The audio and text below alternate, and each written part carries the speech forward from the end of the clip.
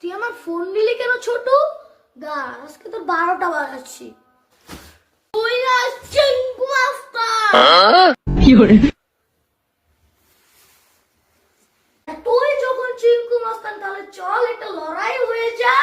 চল, আমি তো আগে থেকে প্রস্তুত। তোকে তো আমি মেরে ফেলবো।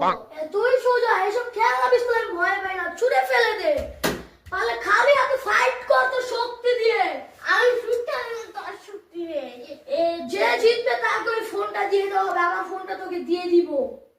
আচ্ছা ওকে, চল ফাইট হয়ে যাক।